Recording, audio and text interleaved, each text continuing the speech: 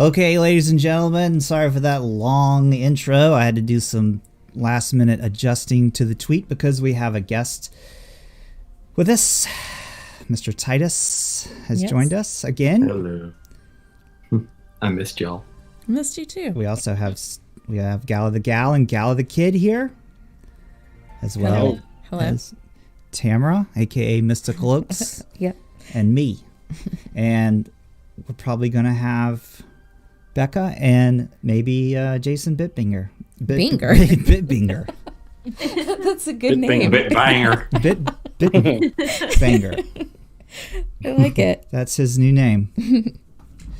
So, anyway, we are live. This is the Gravy Gang Guild show where we discuss secret strategies on ways to dominate in the game, the upcoming game, the hit game, Mirandus by Gala Games.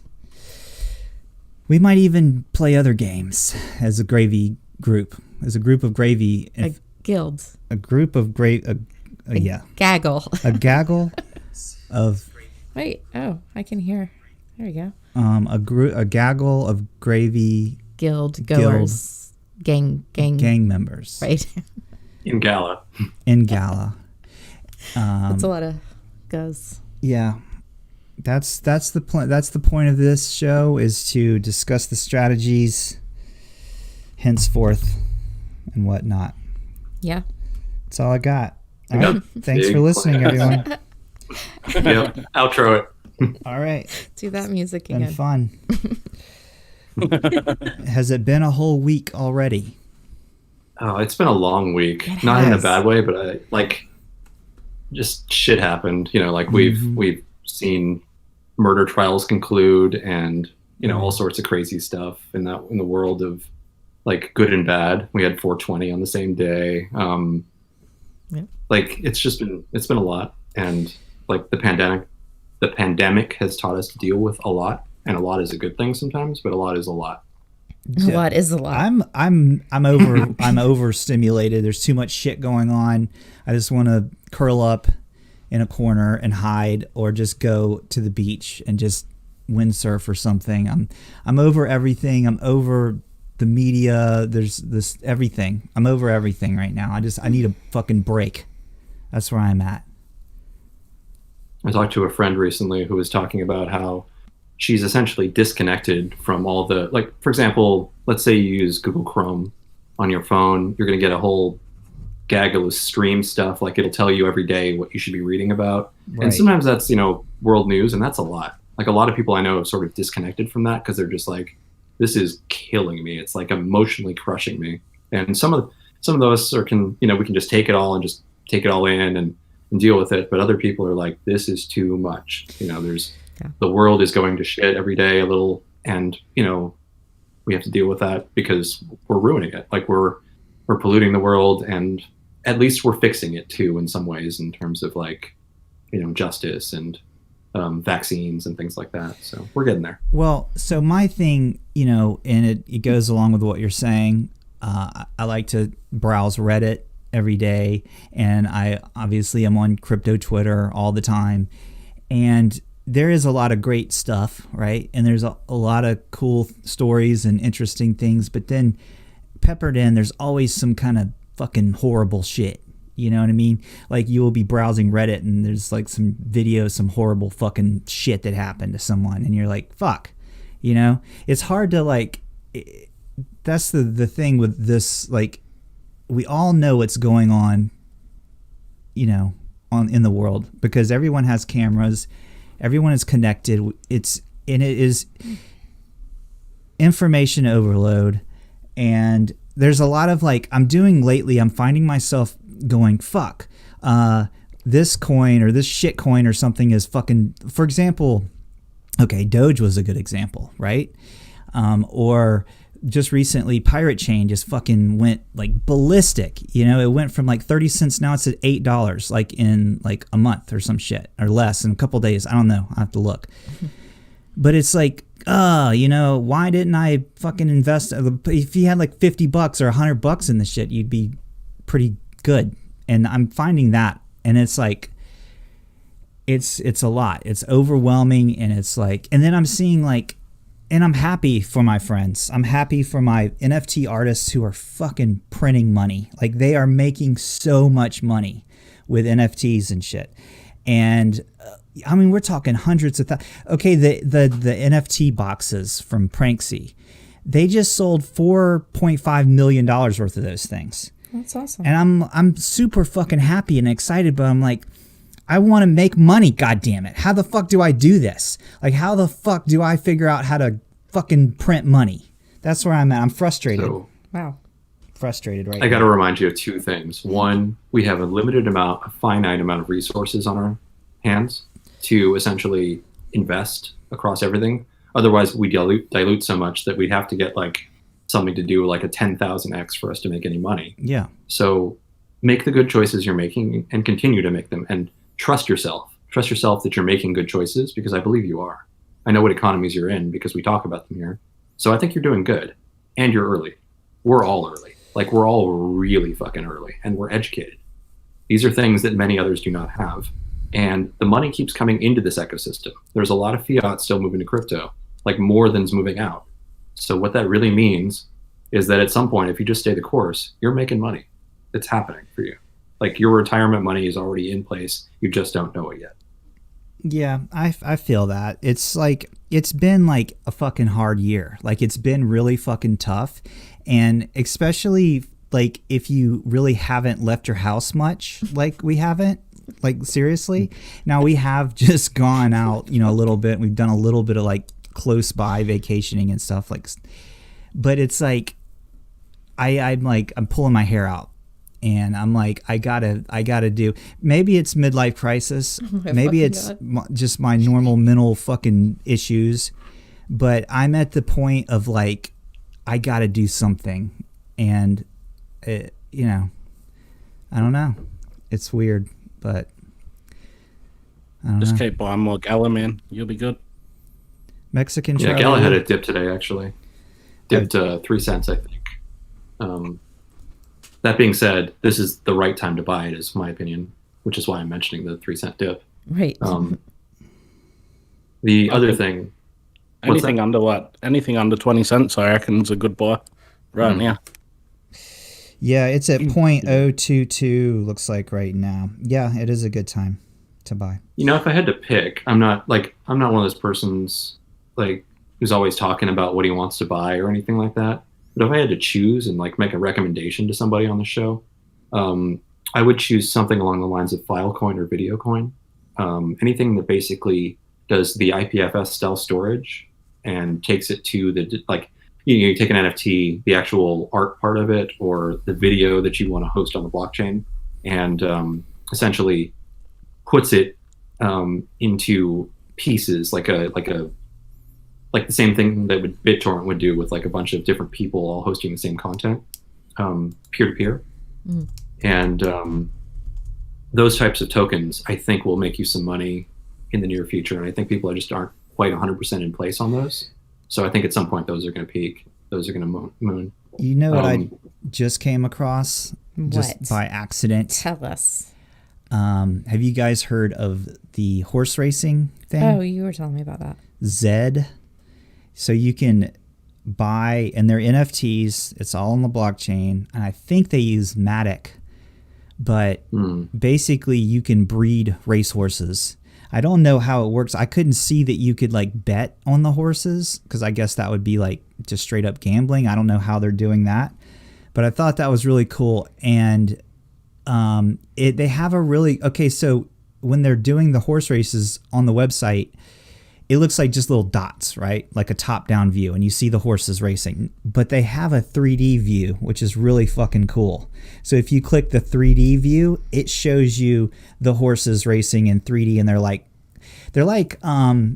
kind of like a cross between like normal-looking horses, but they're sort of like, oh, I don't know how to describe it, like large pixelated. You know what I mean? They kind of look.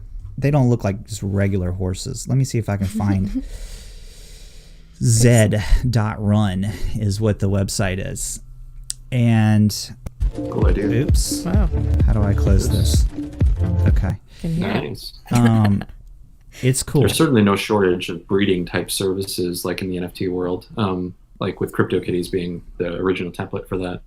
But Alpaca City was something I was early in, which the token, since I've sold it, has mooned quite a bit. Or I wouldn't say mooned, I'd say it's gone up 8x or 10x or whatever. But that would have been a sweet spot to still be in. I still have some residuals from it, but it's not like anything mind-changing for me.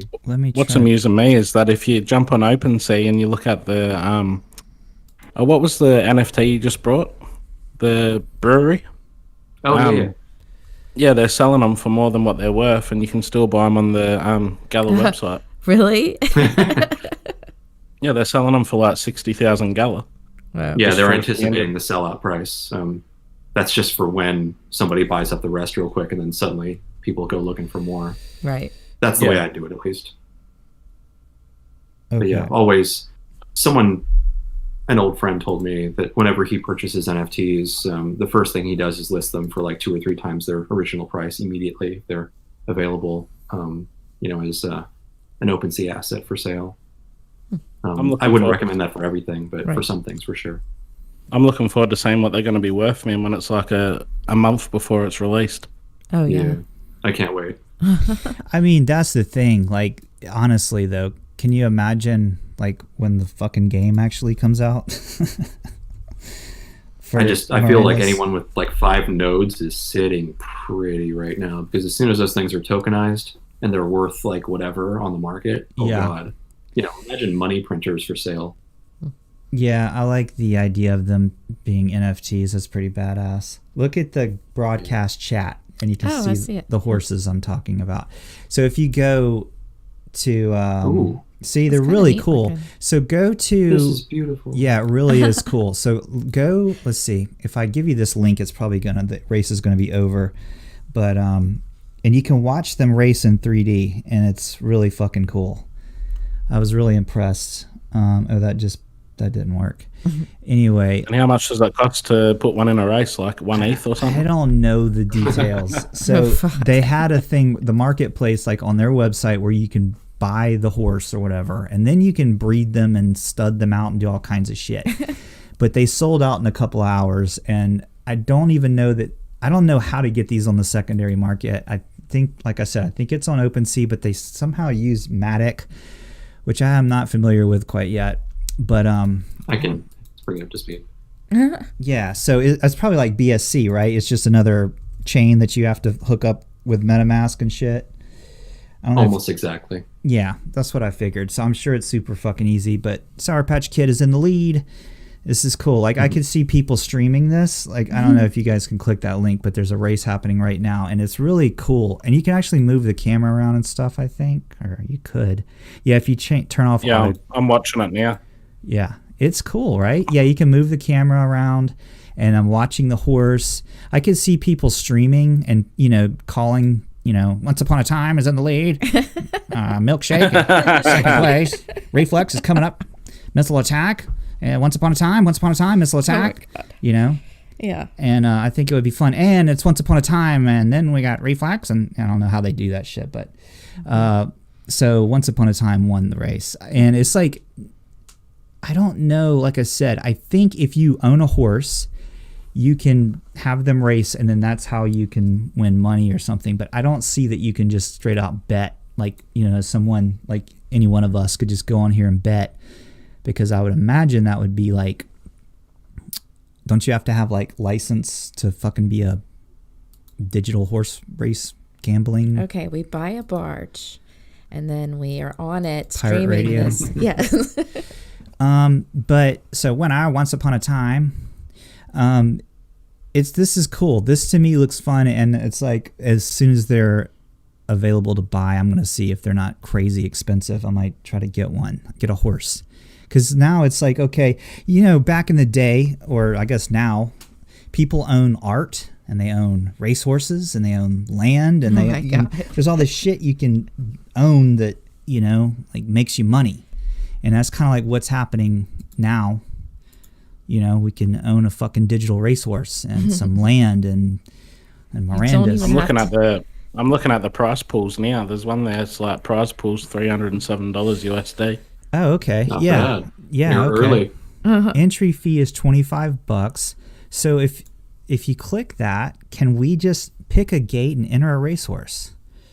So does that mean enter your email to get started? I think you have to own a racehorse, and then because if you click one of those, like click the top one, like Queen Alexandra International, I think you have to pay $25 and you can enter your horse to race, maybe, if you had a horse. Or can we just bet? You know what I mean? Like, that's my question. Well, if you go to Marketplace, so it says that like they're all sold out at the moment, but to join their Discord. Yeah. So I'm just curious, like how, so if you, I mean, obviously probably owning a horse just because it's an NFT is probably already just like a good investment. If this thing, takes off, it's just like owning land or something in a game or something. But, like how does the racing work and all that stuff. But anyway, this looks really cool. I've got my eye on this. Is Z.run is the thing. So it looks kind of fun. Yeah, it'd be cool, Yeah. Own a racehorse, a digital racehorse. It's a very good find. There's also something interesting I saw that's happening. Yep. So with the moon cats, I don't know if any of you guys fucked around with those, but I got a couple of those moon cats. And they're doing a new thing now. Have you heard about where, so like your NFT can own other tokens? So basically it's like a new thing where you can buy accessories for your fucking Oh my God. moon cat. So you could get a little, I don't know, an outfit. Necklace. Oh. So basically, like, you can customize your NFTs with other NFTs, essentially. Have you guys heard about this? So the way it works is any contract can say, hey, this particular contract, in this case, a contract of a contract, can then be absorbed essentially into that new contract, and then they can make the new rules for that, and however that works, and they can make it for multiple types of NFTs and make all the rules. It's work, of course. You have to be a contract genius to do a lot of this stuff, but it's awesome to do. But it's essentially staking on staking. So you're staking an NFT from a different ecosystem because the rules can be anything you want. Okay, so it's like staking essentially. And that's another thing that looks interesting to me, is being able to stake your NFTs. Like, a lot of these NFTs are, they're illiquid or whatever is the term. They're just sitting there. You can't really flip a lot of them. Well, I guess the ones we have some that you can, but it would be cool to be able to like stake your NFTs. They're just sitting there. You know what I mean? And I guess that's coming. That's like a new thing that's going to be happening. I'm seeing a lot of projects that are mentioning like NFT staking. So I thought that was interesting. I can think of one that I recently purchased. For 1 ETH, I purchased something called Ether cards. I don't know if you heard of Ether cards. They were one of the bigger sales in the last 2 or 3 weeks or whatever it was. It's just ether.cards if you go to a URL. And its purpose is basically they call it supercharging your NFTs, but the vagueness of that is very unhelpful. It's something you need to read up on.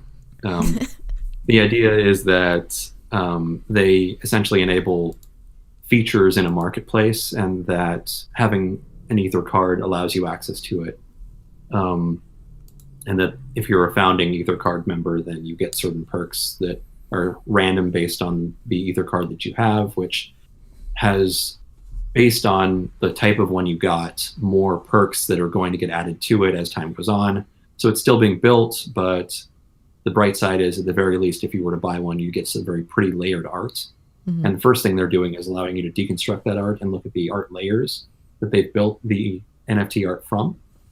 But beyond that, there's a great deal of functionality that is somewhere in my brain, and I can't remember all of it, but if you read up on it, it's there. So it's worth a read. So this is on the Mooncat webpage. It says the wrapping contract that they're doing is also going to implement a new proposed standard, the ERC 998 composable non-fungible token standard. The ERC 998 is a standard that allows ERC 721 tokens to own other tokens directly, rather than just being owned by the same address, and therefore allow transfer ownership of whole collections of ERC 721s, whatever the fuck that means.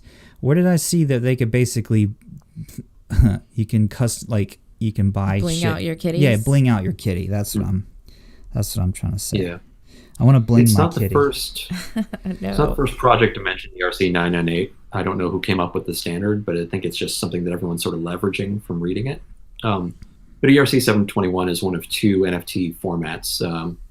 The ERC 721 is the one that's most supported. It's the oldest one, and it's the one that you would see the max support for on, say, Etherscan. So if you were looking to check out the history of an NFT, you would be able to see it. However, ERC, wow, I'm drawing a blank on the other standard. The other ERC for NFTs is the, I'll look it up later, but It'll pop in your that's head the other one. after the show. The show ends, and then boom, you know it. 1155. Ah, ERC 1155 is the other one. there you go. And those are newer, and they support like a multi-send kind of standard, as well as some other things. But it's not quite as supported by some platforms like Etherscan, for example. If I had to choose, I would probably create an 1155 these days, unless I specifically needed something from 721. But anyway, 998 is yet another standard that does something else with some Ethereum token. So in this case, wrapping. So Nice. fun times. Well, Nice, I'm nice. bullish on NFTs of all kinds, You don't say. and yes, and excited about the technology as it evolves and is going from just like pictures that Beeple sells for millions of dollars to actual like Or a rose. or a rose or literally a fucking pixel, just like one big green pixel that sold for like millions of dollars. Damn it. to things like this, like land and stuff that you can actually, that has like a use case and it interacts with a game and you can race your digital horse and things like that. So Yeah, it's cool. I like the horse racing. Yeah, thing. utility is an important part when it comes to NFTs. Art is beautiful and important. And if I had to say, hey, random person who's going to get rich, like, please at least be an artist, I would, I'd be happier if it was an artist, at least I should say. Because they, I think, like, are the unsung heroes of the job world. And I would love to see, some steady, it's not fair to be an artist these days. Sometimes you got to be famous basically to not have to worry about this labor being, just a side gig thing instead of a full-time job for a lot of people. So it's nice when artists get paid. Even if they get paid $100,000 today, it doesn't mean they're going to get, $10,000 or even $1,000 next year. So a lot of these This is true. NFT artists too, with the secondary market, because it's like a residual, like they're set for life, because every time you sell, Every time something Yeah. you just sold sells, then you get a portion. Yeah. exactly. So, depending on the rules, which isn't every time, it Right. might be just the first time. but on, true. yeah. So Sentences. I don't know. Gala the kid, Gala the gal. What are you guys on about over there? Stop talking so much, for fuck's sake. No, we're just listening, man. I was putting in the Z chat, the Z Run Discord that we just mentioned on YouTube. So I dropped our link there. Oh, yeah. Did you get instantly Yeah. yelled at by someone? No, I'm waiting for it though. I don't know if General Fault's in that one as well. So I was gonna Nice. say, Yeah, you're gonna if get, he's in there, he probably won't yell at you. He'll just know. you're gonna get banned. yeah, I there don't you read go. the rules and shit, so I just do what I want. Yeah, who has time for that? Yeah. So you got to promote, That's right. Anyway, It's a game. It's a constant struggle and battle. Is it?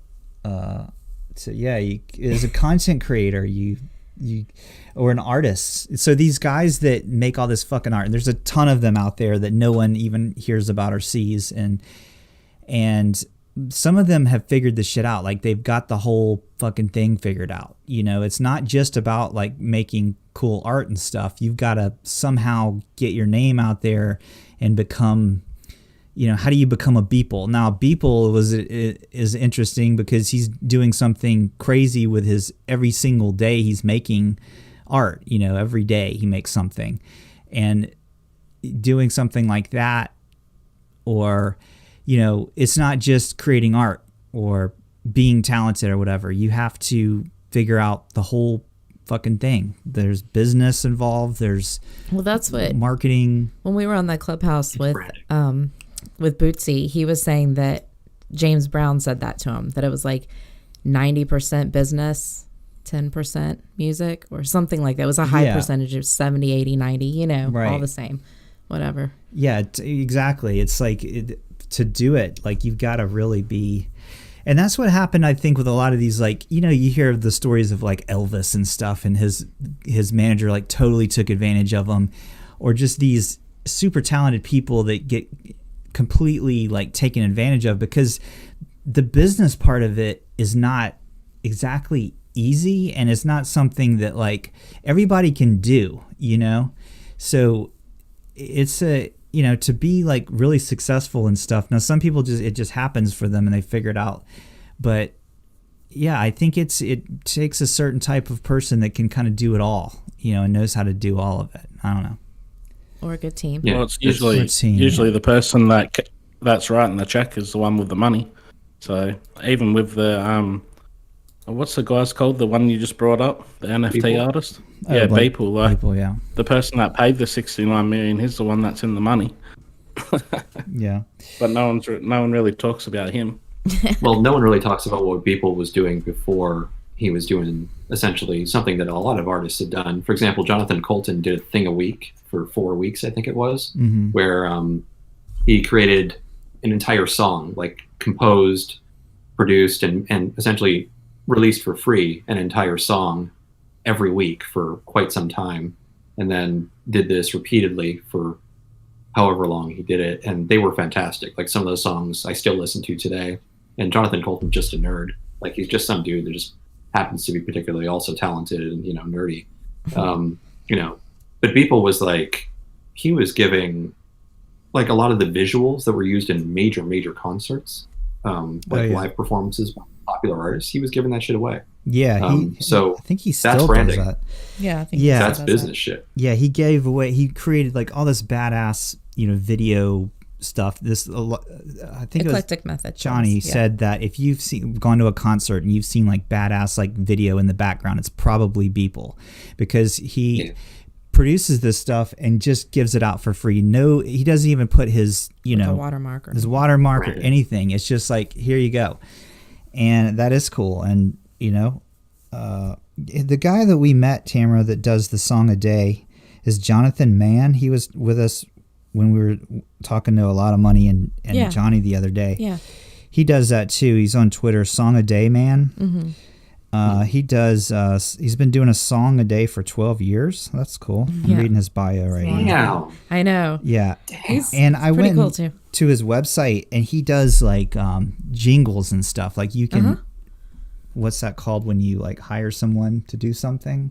Like commission? I don't know, whatever. But he does like jingles, and he's got some, like on shows and things, and he's really talented. I was like, Dad, this is really good. So he makes like jingles for like commercials, and where you could go in there and he does a thing that's like pay what you can. You know what I mean? Like this is cool. Like what you can afford, and like typically I get this much, but it's kind of like pay what you you can afford. And I think that's cool. There's General Fault. Hey. We were just talking about, and he's gone. He I ran. think he might have realized he just hopped onto a live call. Oh yeah, like that we're broadcasting. Well, he can come on. I hit him up in the DM to jump on, so he said he was going to. Oh, okay. Weird. Just talking about that guy. Yeah, I was going to ask him if he's also one of the moderators for Zed Run. Yeah, that's funny. Hello, Mr. Folk. Hello, Governor. And he's got his mic. Sir, yes, sir. Oh, there he I'm is. muted. There he is. I was going on a long rant to some very wise sayings, but it's okay. Oh, redo. I changed my mind. You don't need to know it. Well, now you've told Welcome us. You back have to the share. show. How you doing, I've man? forgotten it. That's it. You're like, Good, the man. moment has passed. Just got home. I just got home and I saw a message from the kid. That's Mr. Kid. Mr. Kid to you. Mr. the Kid. The Kid, yeah. Mr. the Kid. Yeah, you have to have the on there.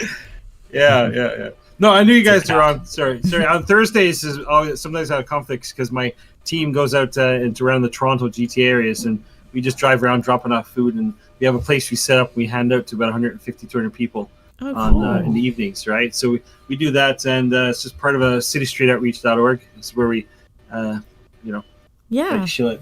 That's awesome. Yeah, shill it. So yeah. So I mean, we just that's all. We just aiming to help people out, especially during this pandemic, right? Mm-hmm. So we got 2 or 3 trucks, and we got decals in the trucks. It's all official and everything, fully registered. And we just go around helping people when they need it. So, and sometimes we go a little late, so we're gone a bit late today. So just got back home.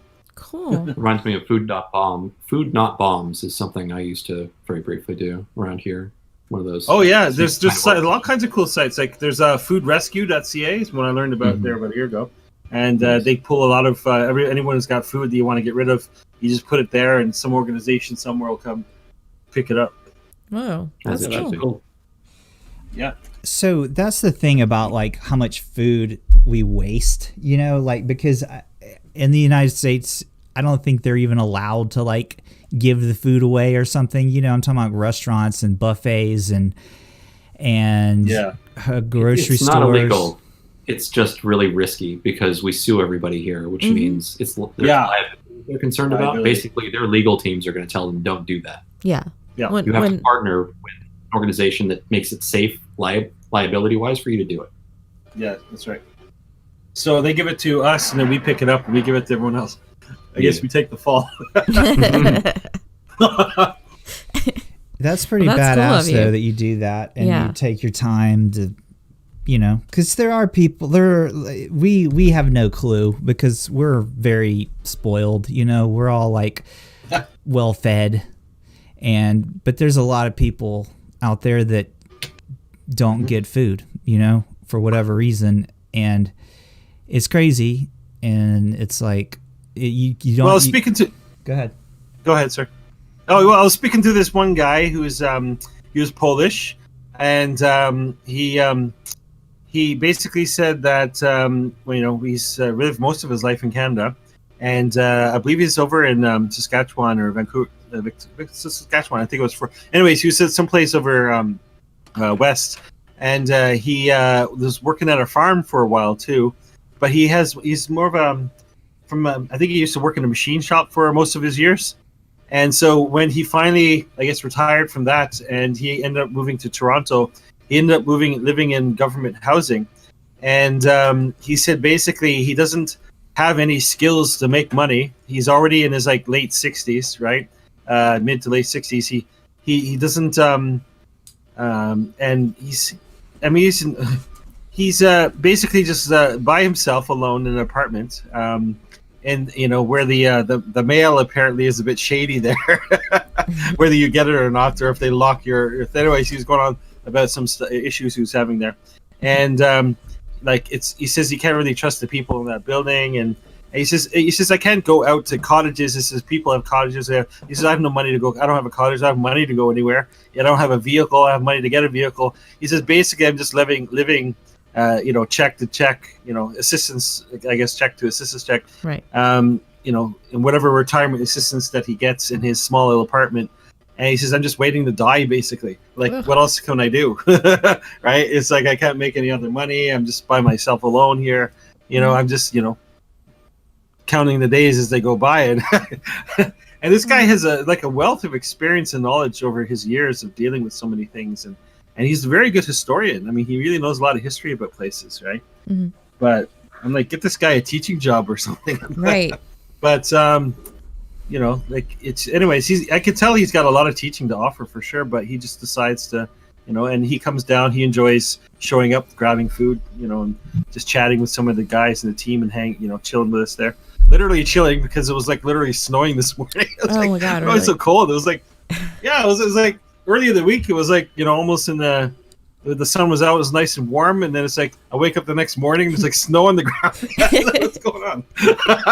Weather. This is where universal basic income catches the spots where people fall, and right. At some point we need to start having that conversation, because I mean, like candidates like Andrew Yang in the U.S. were actually discussing this, and we're starting to have the conversation like, hey, how do we stop letting people fall through the cracks and solve problems? And also, now that Jason is here, hi Jason, we have been talking about food and how like nutrition is a thing that we just don't talk about, let alone that we are so completely divorced from the idea of touching the food before it becomes something that we buy in a store. So, we don't talk about animals. We don't talk about the slaughterhouses. We don't talk about the horrible smell on Highway 5 about 3 hours south of me. Let alone the greenhouse gases. I know that place. I know that you place.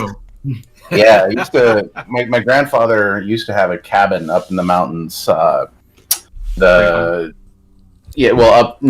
direction. So he's up north near Patterson.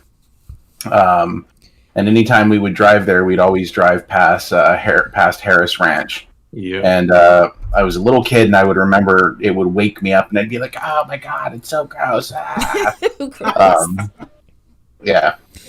That is a disservice from your family, not putting the car on recirculated air and rolling up all the windows miles out. Like, once you've been there once, you'll never forget, you know? Dude, this was like the crappiest little tiny white pickup truck that had recirculating air. We didn't have recirculating air. We had a vent, and we were lucky to have a vent. I mean, nothing like the hot California heat. Get a good 2 p.m. in the afternoon driving past the stockyards. Everything's just baking. Imagine awesome. Being like a farmer though. Like we don't have any clue. Typically, the average person in the United States or Canada or whatever. Like, we don't have a clue, like, what it's like to kill an animal and My grandfather does that. And eat it. That's what I was going to make a point. Like, the farmers, like, not that long ago, and they didn't have air conditioning, They'd go out and work their asses off all fucking day long, and then they'd go to sleep because they were tired. They didn't have time to be depressed, true, because... Though. Your time was filled with something every moment of every day that you had to do or you didn't eat or it's cold in the house, so you had to get up at 5 o'clock in the morning. Like Tamer's grandfather's job when he was just a little kid was to get up and start the fireplaces in all the rooms. Yeah. And that that's what he had to do. And then go milk the cows. And then go do stuff. And this is like... And then go to school.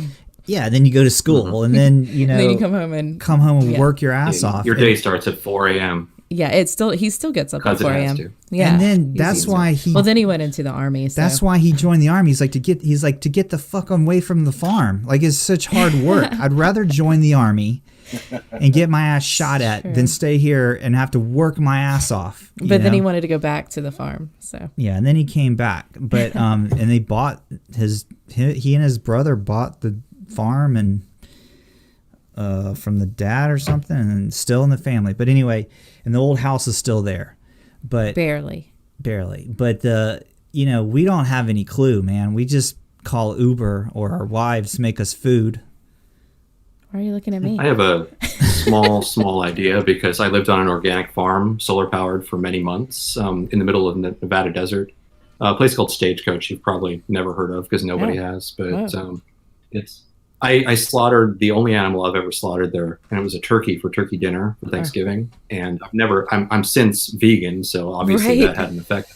What I'm really getting at is that there's a reverence that you gain for an animal. I was feeding that lovely turkey. It was wild turkey that could actually fly, and it was such a cute little guy. Like not little at the end, but I mean, if you humanely slaughter something, you learn a strong reverence for what it is to essentially the food got to the table and that's what it means. And I ruined a pair of jeans that I kept them because I don't want to forget, you gain a respect for the living thing that went for you to eat that meat. So we have no clue as a society, and most societies don't, honestly. Like we've essentially failed to educate across the board. And like if you go to like Morocco or something where they have an entire like their entire society is subsidized when it comes to like bread, daily bread, by the government. Like the government is essentially paying street workers to make this amazing, like mind-changing bread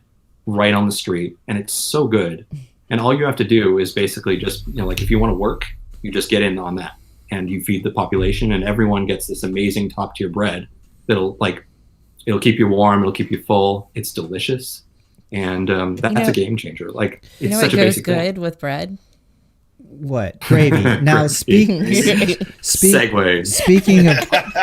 Speaking of bread, That was a lucky guess. What's going on in the world of Gala, Bitbender?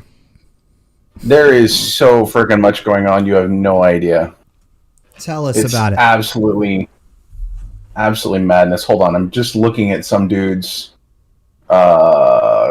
complaint in people like send in these amazing tickets sometimes, they'll be like, hey, I'm sending you this message, are you seeing this, is anyone there? And it's like they're sending this to my Twitter, right? I'm like, it's like me. Is this mic on? Seriously, right? I'm like,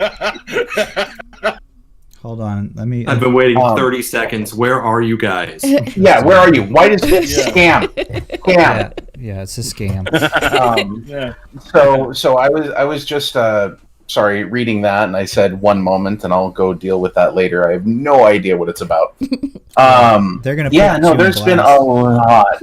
They probably will. But I mean, come on. I think that you would be very hard pressed to find a group of people who are more generally speaking accessible than the Gala team. Mm-hmm. Like, the fact that you can send us that message and we will actually eventually respond to it says a lot. I just did a ticket, and you guys got right back to me. And Yeah. it was awesome. It was weird. It's a good experience. Tamara did not have her 2FA set up on her Gala account, and then all of a sudden it was asking. Ooh. I know that's our bad. I swore, like I'm confused because I always set up 2FA with everything we do, and I don't know what happened. I think when we initially set it up, it was kind of something weird was kind of going on, and we were having trouble creating her account. Yeah. And then I think we accidentally forgot to set up 2FA, so she's not been having to have 2FA when she's been logging in and stuff. Now all of a sudden she logs in and it's asking for 2FA, and I'm like, okay, let's open your Google Authenticator app on your phone. She doesn't have Google Authenticator on her phone. And I'm like, what the fuck? Did we not set this up? So anyway, if for some reason was starting to ask for a 2FA, but regardless, we created a ticket. Yeah. And they instantly got back to us. Yep. And within like 24 hours, the situation has been resolved. And that's pretty impressive. Of course. Yeah. Magic. Well, what people don't understand when they submit support tickets, and I hope that everybody listening understands this, is that when you submit a support ticket, it goes at the bottom of the line. Okay, this is like a first come, first serve thing. If you submit another support ticket with the same email address, it appends it to your first one and puts both of them at the bottom of the line. So if you frantically submit support ticket after support ticket after support ticket, it just moves it down to the point where no one ever sees it because you just say, oh my God, help. Right. And they'll do this because it takes, maybe at most a couple hours before somebody will get to your ticket. But if you're submitting a ticket every 5 minutes, nobody will ever see it. Yeah. You know why? We're trained to do... I'm not saying I do that or you should do that, but we're trained to not fucking hear from anyone. Because it's typically customer support is shit. And you wait for days and then, maybe longer.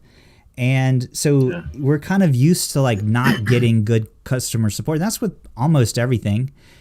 And I'm talking like even like your cable provider, what the fuck ever. You call in and it's like cable. What's that? Any sort of remember cable? No one has cable anymore. But we're trained to have really shitty customer service, so it's kind of a rare thing, to have good customer service. I think a lot of people are getting very impatient. Yeah. Yes. I mean, it's like the person at the elevator that just keeps like pushing that button. It's like it's not gonna come any faster if you keep pushing that button. It's actually simpler than that. Yeah. The reason that people are all whiny with people like Gala is because every other project before Gala treated them like shit. And honestly, it's really just about all the rug pulls they've experienced previously, that dip that happened that they couldn't save themselves from, just one bad experience that they transmuted over to Gala, and it's not anyone's fault. It's real. Well, maybe it's the previous rug pull's fault, but what I'm getting at is people need to learn. And one of the best things you can do is if you use like a modern ticketing system. I don't know what Gala is using. I don't know if it's exposed to the clients, but if it is, usually you can say, hey, your ticket has been seen, your ticket has not been seen, that kind of stuff. Like, right. Like customer response, like giving a status on that goes a long way. Like everything you can do to provide the transparency that Gala honestly is already providing is really amazing. And I think the only project I've ever seen that's Gala sized that's more transparent than Gala is Status. They're so good that they have all their meetings in public. Like they have every staff meeting, every town hall. You can join it, you can watch it, you can chat with the developers in real time as they chat and have their stand-ups. Like they don't care. They let you in on everything. Like there is no privacy in a good way. And then they provide you the best privacy ever with the product. So go figure. I got some dude in my DMs. I don't know who the fuck he is. Did you just read your DM and you're telling us about it right now? And he's like, when is Gala gonna go up? I'm like, dude, what makes you think that I fucking know either way? What kind of question is that anyway? He's like, when? If you do that, we'd all be rich. Yeah, like it'll go up when you buy more. Like, dude, I don't. Well, I had a guy ask me when is the gas going to be the lowest? Right. Like, right now. Put up a crystal ball there. Crystal ball. Yes. Exactly. Oh my god. There are certain indicators of why gas is high or low. For example, one of the reasons the gas finally became not stupidly expensive was because we stopped incentivizing people to save it as part of a gas token. So when Vitalik went, hey, we're gonna fucking take some responsibility for the chain and go, hey, he's tried to be as neutral as possible, but leadership is important, especially when we don't know what the hell we're doing and we're just building projects and going, hey, incentivize us or disincentivize us to do certain things. He said, hey, maybe we should stop supporting gas tokens, and suddenly gas dropped like a rock. It's fantastic. Yeah. And then, of course, any layer 2 solutions are going to help with that too. All these things matter, and they are predictable, but they're very hard to understand. Yeah. So, Jason, we asked you a question. Yeah. What's going on in Gala? We got off on a tangent about people bitching about stupid shit, which is inevitable. He's dealing with tickets. Right. But I don't typically handle the tickets myself too much anymore, thank God. Yeah. But every once in a while, I do manage the Twitter, and every once in a while they'll come through there.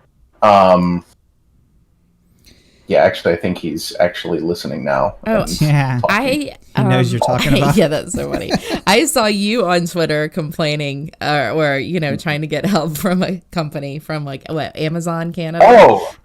Yeah, no, that was the most ridiculous freaking experience. Because hold on, let's focus here. Let's talk a little bit about what's going on. So this has been a really, really solid week of stuff that has happened. We've got some more good announcements that are coming here. Cool. Coming up before too terribly long. So pay close attention, and yeah, it's just a lot of really, really cool stuff. We're working with some people that I'm very, very happy to be working with, and every single day I am just blown away by how amazing the community is and how much everybody's willing to pull together. We pushed out some of the IPFS nodes and stuff like that the other day. Decentralization. Yeah, which is really, really, really cool. But there was a little bit of a stumble on that because too many people tried to upgrade at once, and they blew up our IPFS node, which is a good problem to have, but it is still a problem. So we had to kind of roll a bunch of people back, and everyone was totally cool and handled it very beautifully. And now we're gradually upgrading a certain percentage of people at any given time, making it available for them. So I'm just really, really pleased with how amazing the community is and how much everyone does. It's just really a cool experience. What's an IPFS? What's the IPFS version? What does that do? What's the difference? IPFS, Interplanetary File System. So basically what it does is it makes the entire Gala node network the place where all of the Townstar and NFT files live. So you know how you have that problem sometimes where you'll have something on OpenSea, for example, and then the place where that actual NFT image lives disappears, Right. and suddenly you end up with like not having your NFT anymore because it doesn't live on the internet anymore. So you have the token, but you don't have the image. Right. We're in the process of decentralizing all of that across the entire Gala network and making it so that the Townstar files themselves don't come from a centralized server. They rather come from, a decentralized network made up of all of the node operators. That's cool. That's like torrent, right? That's like torrenting, like the old days of Pirate Bay kind of shit. Similar concept, but this is a little bit more well orchestrated than random people throw things at internet. Right. It's a protocol. But yeah, I'm super happy with how it's unrolling and things like that. There's just so much stuff that's coming, guys. It's going to be super cool. Yay. The latest announcement that you guys did, I'm just kind of scrolling through the announcements. Everyone needs to remember that you guys will never DM and say, hey, God. Here, you need to buy some. This is how you buy Gala, or this is where you buy a never node. do that. You will, just like your what's a good example? Like your bank shouldn't call you necessarily. Like who? Yes. Why are you making all that face at me? Like that was the dumbest thing you've ever heard in your life. Like I'm trying to think of an example, like where, okay. That's a very good example. I had a non-bank. I didn't say it was dumb. You made a face, honey. I made a face, but that's not what the face was about. So. You're not going to ever get a DM from Jason Bitbender or Gala or anyone going, hey, have you bought Gala or have you bought a node yet? If you do, it's a scam. Never, ever, ever. So don't, And we have been fighting these things. Like today, we had a bunch of people drop into the. Anyone who's hanging out in the Discord saw this. There are quite a few people that dropped into the Discord saying, hey, I got an email. What the hell? Somebody added me to your system. I don't know who you guys are. Holy Lord. Yeah. So what a pain in the ass. Basically what ended up happening is some dude decided, and we eventually locked it down. It was coming from 312 different IPs, I think. Some dude created 1.3 million accounts. Using random people's email addresses, all with his own name. Super irritating. So we've re-architected part of the system to keep that from happening ever again. But you tried again, apparently. I think earlier today, wasn't it? Yeah. There's a lot of it's a frustrating thing, and there's always something like this happening. Always somebody trying to. Create a fake Telegram group. What if you guys did work? No. Yeah. Those tracks. Anything you build yourself has to have CAPTCHA stuff. If it can be automated, it can be destroyed. So, just period. Yeah. The only automation should come from. So today, for the first time, I got a weird fucking thing. So, we all get, scammy emails and shit. That's common. And you even occasionally get texts, or something, texts on your phone. But today, all of a sudden, someone shared a document with me on Google. What the fuck? Google Drive. All of a sudden, it's like BSC Pancake Swap just shared a file with you, and I go and I look, and it's like you've been selected to receive a cake airdrop. You're going to get 400 cake if you connect your wallet here. And obviously, I'm not a moron. I know that's bullshit, but that was a new one. How the fuck do you prevent that? Now all of a sudden people are going to start just creating Google. I don't even know how they got this particular email address. This email address that that they used, I don't really typically use anywhere. So it's weird. Strange that all of a sudden someone just shares a document with me, and it's like a new new spammy way to. And I've heard there was a thing with like Google Calendar did that too. Like I've had get those sometimes where people will like add you to random meetings as a way to kind of try to inject spam. Like, I'm going to just accept this meeting and go, oh, what is this link? Let me click on this. Thanks for thinking of great it. idea. You know, I just hate that stuff so much. Like, it's just if people just do good things, work hard, don't be an asshole, you know, there's so much that we as a species can accomplish. Dude, we can't even keep from killing each other. What are you talking about? Like, we can't even keep from like just randomly fucking killing each other. Like, we can't. We're learning. We're learning. We haven't evolved yet. We are still not that. We're animals. We're still animals, and we just figured out how to like get clothes and like build houses and shit. But like, we're still just killing each other. It's fucking weird. I don't know. So we're learning how to rebuild the world in a decentralized way. For example, blockchains are learning that if we don't charge gas prices, that, you know, for example, wax, no gas, that means you can spam. Mm-hmm. So it's just a matter of time before someone abuses the system. So you have to build something in where you incentivize the user of the system to use it in a positive way, such that if you use it in a negative way, like email spam, for example, is a negative way to use email. If you use it in a negative way, it costs you money. And it costs you more money than you would make doing it. So what we're learning is that as we rebuild and re-architect a centralized system as a decentralized system, that we're essentially going, hey, how will this be abused? How do we charge somebody a disproportionate amount of money to abuse the system so they won't do it? Or if they do it, then, you know, they screw themselves. And how do we, you know, replace systems that are more complex as we go on with these decentralized systems that motivate people to use them in positive ways? And that's, you know, that's just every system we build in the blockchain world is going to have to be architected that way sooner or after abused later. So it's just going to be that way. Jason, have you seen the horses? I have seen the horses.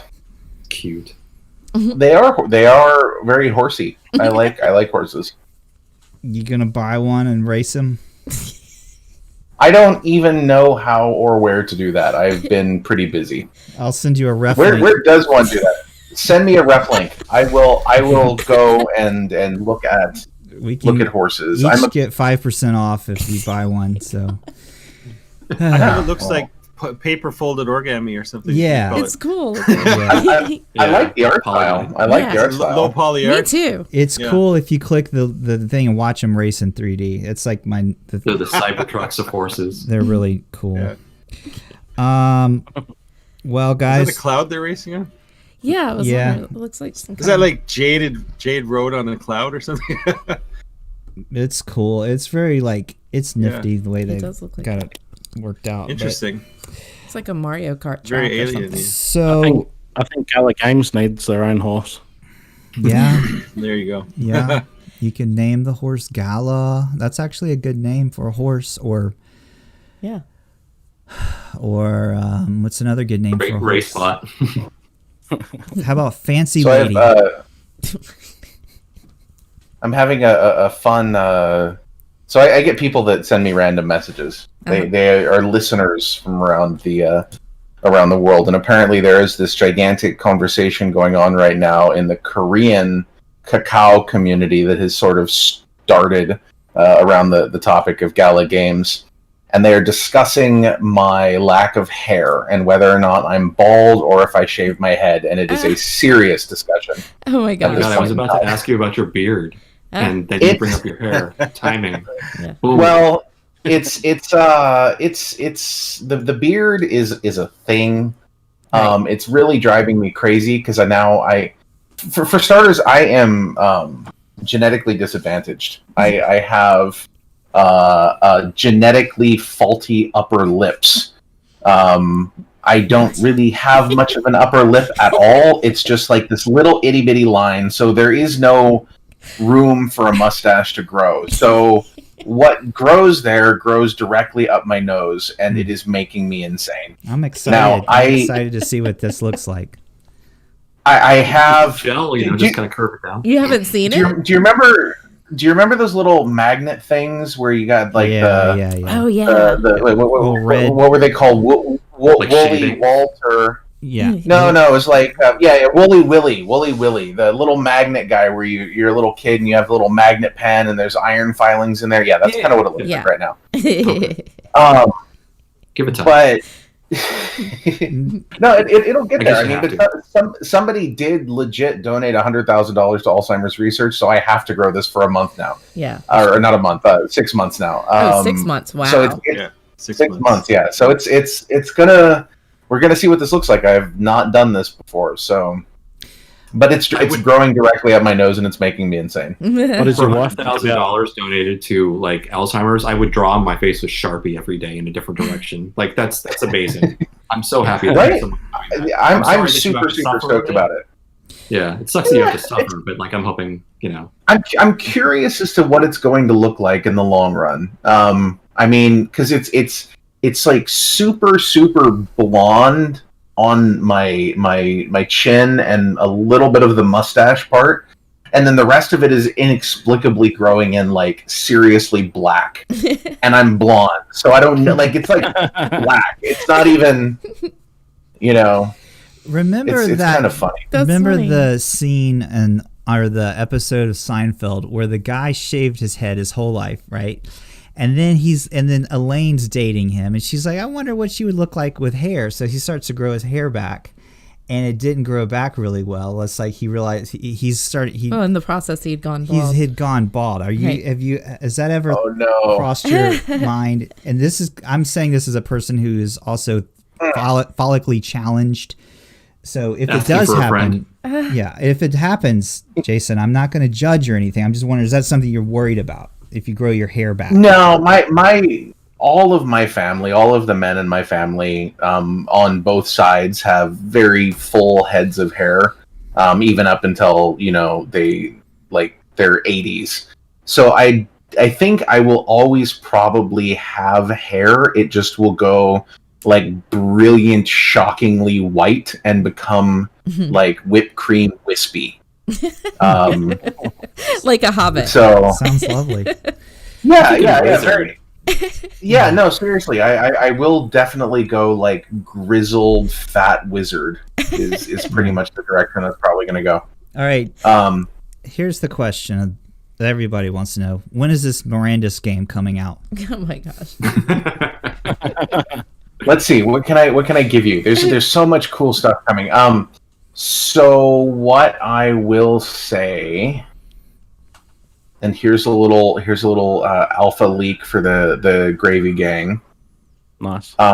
Is that there will be the ability to play the game before the full game is released. Node owners. So you will be able to, well, not just that. That's part of it, but you will be able to make use of your buildings and whatnot before the game is released in a way that I don't want to go into right now, but will be very cool and will make a lot of people very happy. That sounds really cool. I think part of that was also leaked back in January or December, January. I think somebody mentioned that there was possibility of a pre-game before Mirandus. I know that's been circulating. Is that something that's happening very soon now? Yeah. There's going to be bits and pieces of that take place. Are we talking weeks or months right now at this point? Definitely months. This dude is still messaging me like crazy on middle halfway towards the end. Okay. So like summer probably. So tell us this guy's name and we'll all brigade. No. On Twitter. Absolutely not. No, it's like he's like he tried messaging support in the Discord. Everyone's asleep. Not everyone. Everyone has a life to do and stuff. I don't actually understand the issue. Hopefully it will be. I mean, I haven't certainly been messaged on Discord. All right. What's everyone's plans you for will this? get it resolved, I'm sure. What's everyone's plans for the summer? Summer plans. What's wow. what's the summer? This is these are weird times, right? We still have a pandemic happening. You know, there's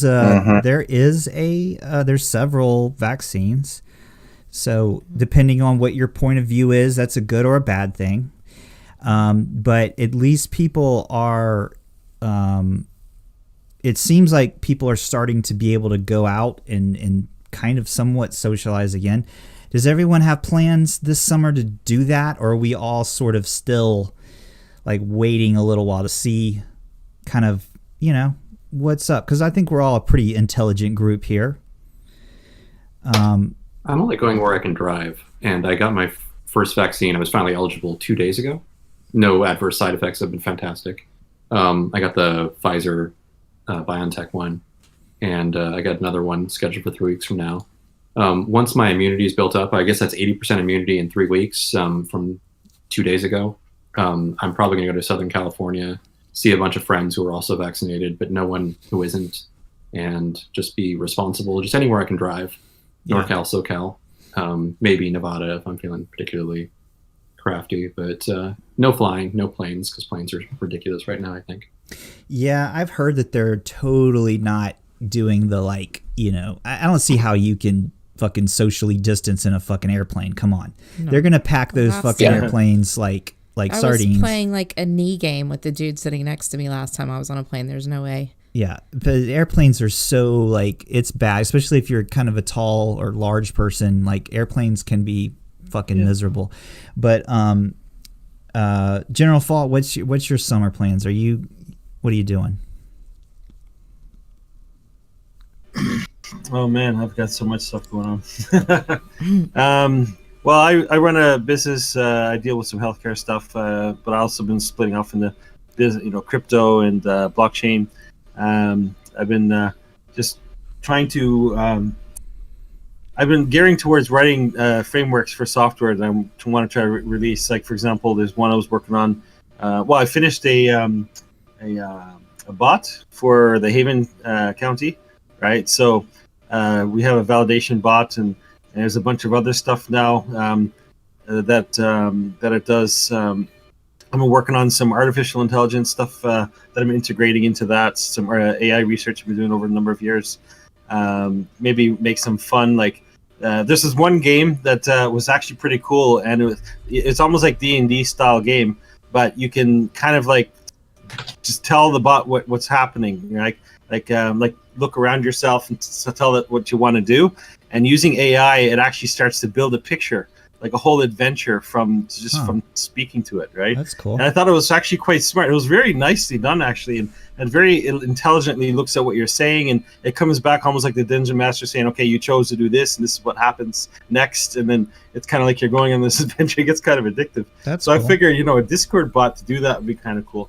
So besides that, there's other things as well as I wanted to create a project management software that helps run the business, number one, but also tracks blockchain stuff. So that's kind of been on the go as well for quite some time, and just there's a lot to put together for that. And yeah, I do music stuff as well. So when I try to fit in between all that, I try to compose some stuff and release it on iTunes and other places from time to time. If it's not music or programming, it's trying to expand the business. So there's like so many things on the go. And then, of course, there's also the volunteer stuff I do with the teams, right? Damn. So you're a busy. So I keep myself busy. That's good. And of course, there's also moderating the sandbox and moderating Gala, and right. And so there's a lot on the plate to cycle through on a daily basis. Gala the gal, Gala the kid. What are you guys up to this summer? What's y'all's plans? Well, we're pretty much through summer now, so we're coming up closer. But you should have really put me first, man, because everyone else has heaps of fun stuff they're doing. Yeah. And I'm probably going to be doing the same as what I done in summer, which is just accumulating my cryptos, working, and spending time with my family. It's weird to me that you guys have like different seasons. Like, that's so weird, that y'all are about to get into your winter. Mm-hmm. That don't make sense. It's already freezing. It's going to be really bad this year. Really? You guys don't get snow though, right? No, we just get hail. Yeah. Hail sucks. I do not like hail. Our summer we just came out of was really weird. Like, we usually get consecutive 40-degree days, but we didn't really have that this year. So we're expecting winter to be pretty brutal this year. We had some hail here in Napa, like about 5 weeks ago.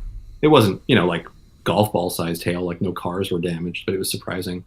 I think hail is really beautiful until it's deadly, dangerous, Yeah. What's Jason? What's your summer plans? I don't know yet. My wife is supposed to give birth sometime in the middle of July, so that's going to be my That's your summer plan for the most. That is my summer plans. Yeah.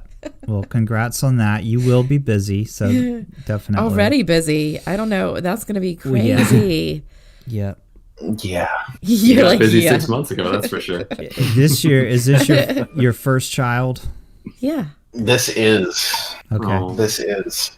Congrats. So we're super excited. It's really funny to watch it do the little kicking and things like that. Yeah.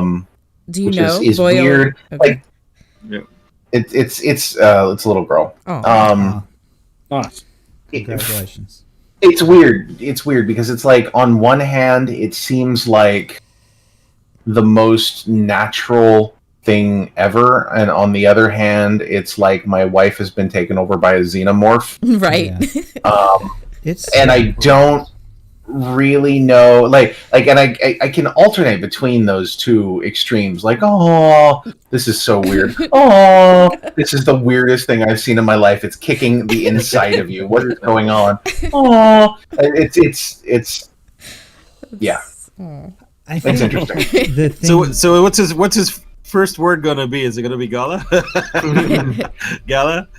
Well, that's going to be the first outfit. That's for sure. Right. Oh, okay. Come on, say it. I just want to hear this kid say node. I just want to hear him say node. Yeah, or gravy. His first So- word is gravy. Funny. I haven't personally had 2 children. My wife had them. Right. But I will say that the thing that's really, really, really hard in the beginning for the first, year is the lack of sleep. You're not going to sleep. And it's really, really difficult. Well, you do some weird sleep stuff, so you might not have an issue with It that. helps if you don't sleep at all anyway. So. Yes, that's Yeah, true. trained for this. That's true. I save my sleeping for Sundays. Right. Yeah. So There you go. you'll probably be fine with that. But that was the hardest thing for me. It's like they don't sleep the first, for a while, and you're like, okay, this is starting to wear me out. Like, It was easier when you were younger, though. Yeah, So My dogs did that when they were puppies. I mean, for the first 16 weeks, I think they look up all. It's like having a human child, for crying out. They're they're constantly up and sleeping just all throughout the night. Yeah. Well, this is going to be interesting because the baby so far enjoys to be most active at nighttime while my wife is trying to sleep, and then we'll sleep through the day, and then as soon as she lays down to go to sleep, starts tap dancing on her spleen again. It's good times. Good times. But anyway, guys, I have to jump off because I got to go do another thing. Okay. But More tickets. it was. No, this is not tickets this time. It's just things that must be done. So Right. Yeah. Well, thanks for I stopping will by. catch up with you guys soon. The ones I always say can put off till tomorrow. Right. Chris, tomorrow never comes. Well, thank you, Jason. There you go. thanks for stopping No by. problem, guys. You have a great night. Take care, You man. too. Good seeing you. Always a Bye-bye. pleasure. See ya. Good Well, stuff. I reckon the worst part about having a kid is actually being in the room when your wife gives birth to the kid. yes. That was the worst. Did you faint? I still get PTSD over that shit.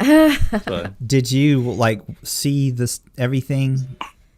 He's seen Is that everything. because of man, the blood? her labor for went over 20 hours or some shit. Yeah. Oh, damn. 36. 36 hours. Man. Wow. It was hell. Yeah. Yeah. You're both troopers. I mean, Yeah. you know, especially the person giving birth, so props. But, Yeah, a little bit more. Yeah, right. I'm just saying, you know. Look, don't make her feel like That's a little bit harder. she's already got. Nah, she doesn't need that sort of confidence boost, man. It was hard for me though, so feel bad for me. Why is it so hard for you? Yeah, right. I'm the one that nearly died. Yeah. But I had to watch it. Yeah, exactly. Never be the same again. I really wish I tried the gas though. They had like this fucking little pipe thing with the gas in it. I wanted to have a Oh, go, no. but That was think for it you was- too, huh? Without that. I think it was limited. So Probably. Isn't there like an epidural they give you to Yeah, help I had pain, or- epidural. I had 2 failed epidurals. Oh, yeah, mine were. You can have a failed Not great. epidural? Yeah, Oh no. they didn't work both times. He Ugh. didn't put them in the right spot, and after the second time, they can't do it again. Oh wow, I didn't know that. That sounds fun. I heard also there's you can do it in a pool where it's like warm, the I hottish wanted to water or do something. That, yeah, It's supposed to help relax the muscle. Yeah. yeah. I don't know anyone personally who's done it, but I've heard of it. I've so seen you it on don't have any TV kids shows. at all, Fault? Nope. Which is why I can do all the stuff I'm doing now. Well, although I have 2 dogs, and Right. like I said, sometimes they're kind of like, you know, perpetual kids. It's just like, That's true. you know, getting in mischief, always making noise. It's like, Are be they- quiet. Are they inside dogs Stop or barking. outside? Sorry. Oh, the one's a Maltese, the other one's kind of Yorkie. They're small dogs. Ah, Not so too they're, big, so they're they're both manageable. inside. Sorry. Yeah, They're they're both- here. Yeah, that has. Yeah. So when you have a kid, man, they'll be outside dogs. So you want to get them used to being outside. Yeah. Well, you see, upstairs, it's like, it's funny because our floor upstairs is like a maze because we have, we bought like 4 or 5 of these dog fences. So we got a fence around the kitchen, a fence around the stairs, fence kind of around other stuff. And it's kind of like it's like every time I go upstairs, I'm like, okay, which side of this fence am I opening here? As I open the fence, it's like, and I close that fence and I go through another fence. It's like, it's like a maze of fences, right? Trying to keep the dogs out of certain areas of the house. We had a baby fence. And then one time I go upstairs and they're black fences. So I go upstairs when it's like the middle of the night and it's like dark and I'm like bumping into these fences everywhere. It's like, shit. You should know where your fences are. I We've know, all but done they that. keep We've all done moving it. it, man. It's like, yeah. We had to fence off our computer area from our first son. Yeah, there's a picture on our refrigerator of our. He's like just standing at the pet fence He's looking just in. like staring up at me, like, Dad, let me in there. I He wanna-" had his own computer when he was 2, so Feed he was me, I'm insane. starving. Yeah, Why did Yeah. we fence off the computer area? because he would go over there and try to fucking grab my computer and shit. Like he really, really wanted to get on the computer. He did. Yeah. So Yeah. I had to fence him off, and he just stand there at the gate, like looking all Looking. sad, like let me fuck around with the computer. Now he I want helps to buy my you. damn crypto. Help me here. This Yeah, was yeah. like 2000. fucking pre PayPal. This was Yeah. like this shit. This was pre Google. Yeah. This was when Google was Yeah. called like Overture or some Oh shit. yeah. Oh, and like Netscape 1.0 days. This is like I think it's like old monkey school. see, monkey do. I mean, because kids will like they see you doing something, they want to do it too. My dogs are like that. Like I'll be like, they'll try to feed them. They're like, no, I'm not hungry. It's like trying to feed them. As soon as you sit down and start eating, they're like, they sit down there, look at you. It's like, can I have some? It's like, I want some of that. You're Yeah. eating. It looks good. My kid does You know, that. it's like, man. All right, gang. So- Before and, we, and then sometimes I'll put it on the floor and they won't even eat it. They'll just look, smell it, and like, "Ugh, it smells like I touched that. Just walk away. They won't even eat it. It's like, what are you staring at me for? You need to eat it first. You should just have like a little, Yeah. a little bit Yeah. on a cracker or I was something. curious, but not anymore. Yeah, anyway, all right, guys. Oh my God. Before we wrap it up, does everyone want to say their? Oh my God, I hate this part. You have to Final say what thoughts you're versus thankful thankful. for, Or angry. or angry oh, I thought about. that was a one-time thing. Oh God, apparently not. I wish. Let's Fuck. start with Titus. Titus, start us Oh, off. it's a ritual. What are you thankful for or angry about? I can do both, maybe. I am thankful. Let's see. This is gonna be a little tricky for me. I am Listen. thankful that we're starting to sort of, as a society, breed accountability into the day-to-day. And I know that doesn't apply across the entire world, but sometimes stuff that happens in the US tends to have a slight domino effect on some other countries. So my hope is that it'll kind of go that direction. But it's nice to see some accountability for certain things here and there in media, and also like that we're essentially trying to explain to people that, hey, this is what good is and this is what bad is, and that if you do good, then this is good, and if you do bad, that there's the law in place, or it's not okay. And so I'm seeing a little more of that every once in a while these days, and I appreciate those moments where a positive message is going out on media and also in the world. So I'm thankful for that. I hope I see it more. I hope that that's just the start of something big. And if I had to say what I'm upset about, I don't know, not much. I'm mostly just thankful. I was also trying to tell Tamara that before the call, that I'm thankful for her and also for Anton, for being there for me and for being wonderful people. And that, so that, that's really the thankful part for me too. But I don't know. I guess I'm not really angry about anything. It's kind of cool. That's good. That's a good thing. Thank you. Going down. Angry for not having Bitcoin at $5. Gala the Gal, you're next in the order here on Discord. So you're next. What you got? Well, I don't think I'm really angry about anything, but I guess thankful for having good friends like you guys and my family.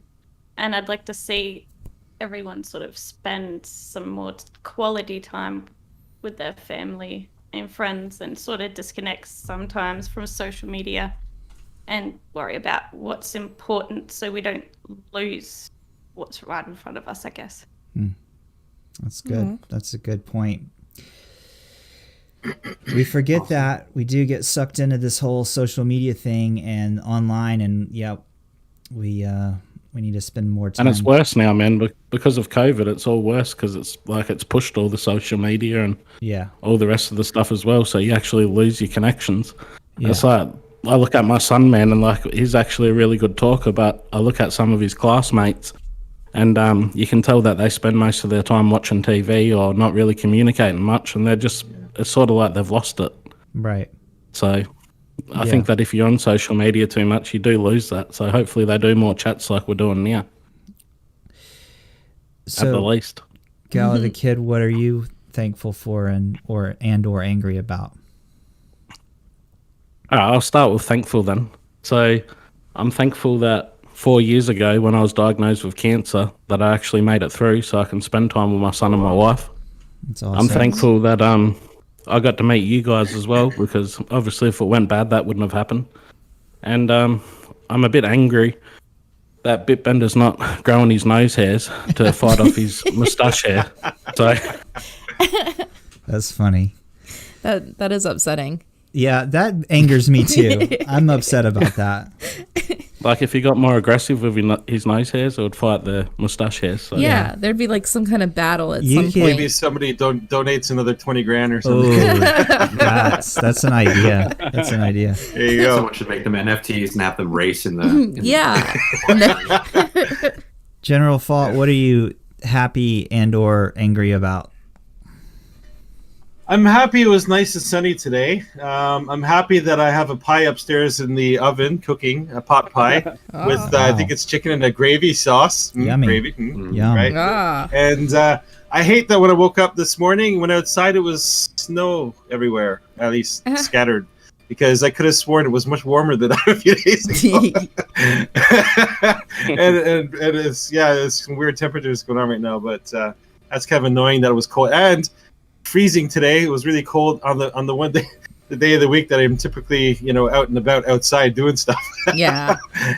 With the organization. So I wasn't too happy about that, but dressed up warm, and it worked out in the end. So and I get to enjoy pie later. You're Canadian, aren't you? You're in Canada, aren't you, Fault?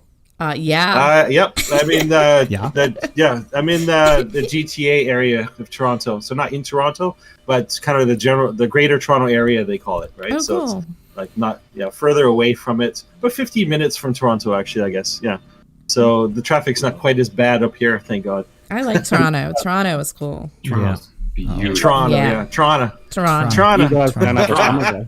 Toronto. Yeah. Toronto. So, You know, it's fun. Yeah, exactly. And it's funny how some people I'll talk to who's never been to Canada, it's like, oh, you're Canadian, eh? I'm like, you know, like like I say, go around saying "eh" all the time. Like, hey, what's up, eh? Right? But I never say that.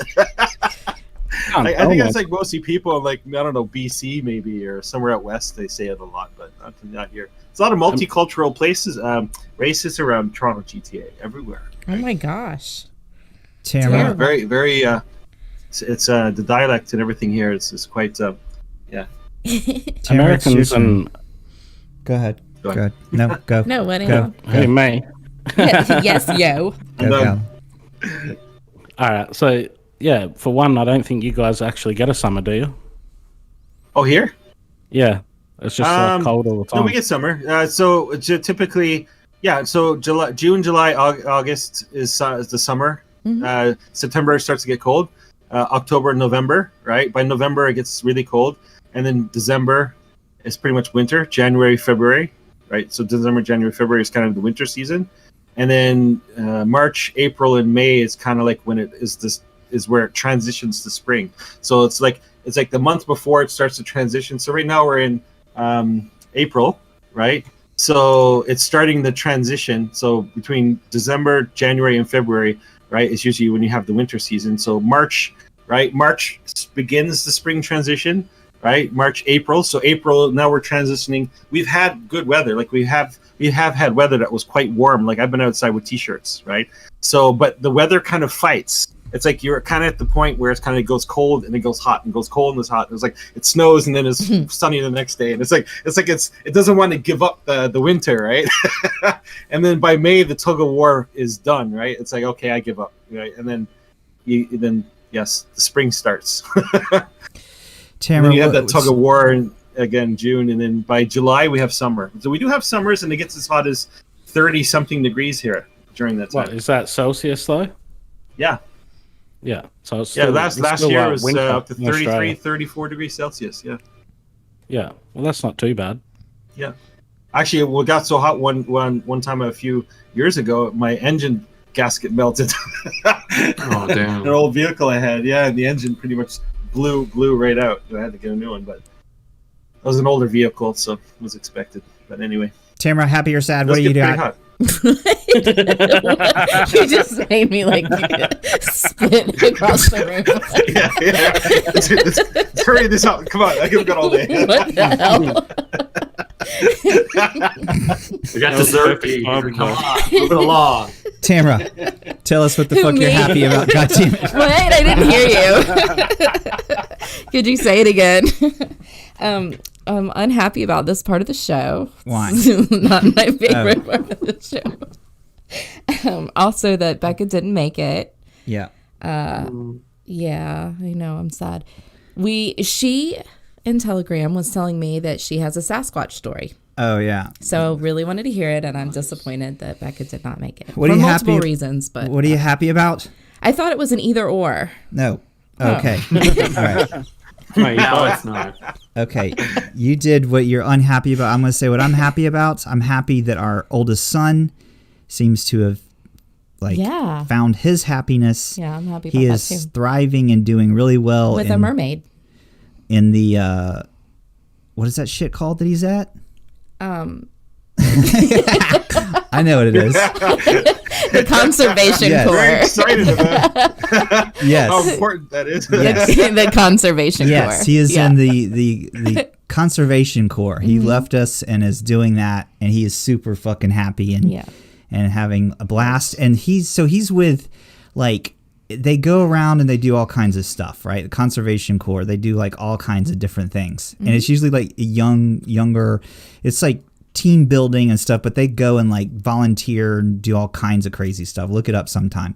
But so he's on there with one other dude his age, not No. Ethan, Well, yeah. Ethan is 21. Mm-hmm. The other guy's 19. And the other guy's 19, and then the rest are girls. So it's what is it, 5 girls? Yeah, 5 girls. And they're doing it's like a camp thing. Like he's like, we're riding horses today, and then that was on their day off. Oh, okay. Yeah, I didn't know that. Yeah, So- no, they're at a camp in Michigan, but they're doing trail work and They're getting sites ready for like a summer camp thing. So I'm like, the dude is like having a blast. So I'm really happy about that. So Yeah. that's good.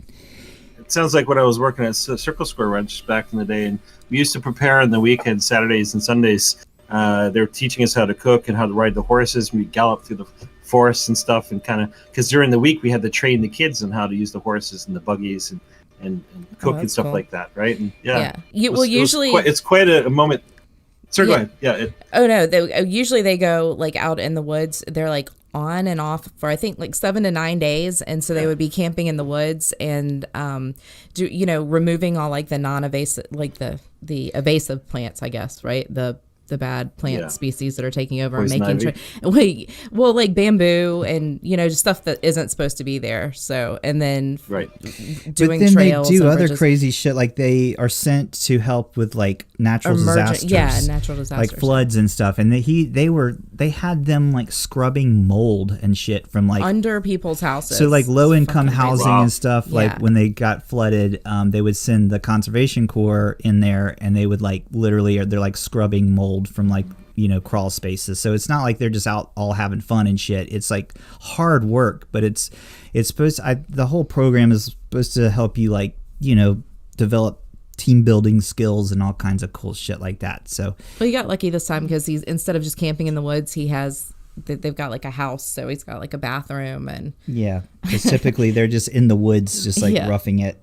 But it forces you to grow up. These programs, like they really kind of you go out there and you have all these responsibilities, right? And it really helps to kind of shape your perspective on things. At least it did for me. Yeah. He's had like he said he was going there expecting it to be hell, but he was pleasantly happy. He loves everybody in his group and everything. Like the army. Yeah, he's like, this is gonna suck. Like at least the first week or so is gonna suck because you go in and you do training for a few weeks. You don't even know where you're going. Maggots. Yeah, you don't know where you're going. You don't know what you're gonna do. You don't know who's gonna be on your team. So it's just kind of like But yeah, he got lucky. So I'm happy for him. Yep. Yeah. Okay, gang. So thanks everyone. I'm gonna play the music. Okay. This is the part of the show where we stop doing it. That's the part of that's this part of the show where the show ends. Thanks everyone. I'm surprised you didn't complain about. You complained in the beginning, but I complained a lot in the beginning. Starts. yeah, to the back.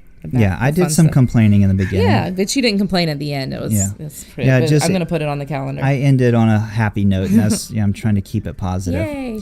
Thanks Titus. Thanks General Fault. Thanks Scala the Gal. Thanks Scala the Kid. Thanks Mystical Oaks. Thanks Jason Bitbender. Thank you. Thanks me. Thanks for all the. Thanks Moon Kitties. Thanks all the people in the chat. We had a few people in there. This has been another episode of the Gravy Gang Guild, where we talk about obviously gravy things that we don't want anyone to know about, strategies and stuff.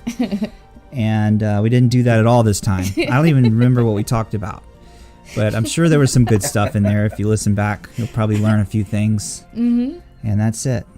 Horses. Yep. We talked about horses. We kind of began on horses and also ended on. Oh, that's true. Yeah. All right, guys, I'm going to end the show. Thanks for listening, and stay safe out there. And get yourself a racehorse, a digital one. It's a good investment. Okay. Bye, everybody. See ya. Yeah.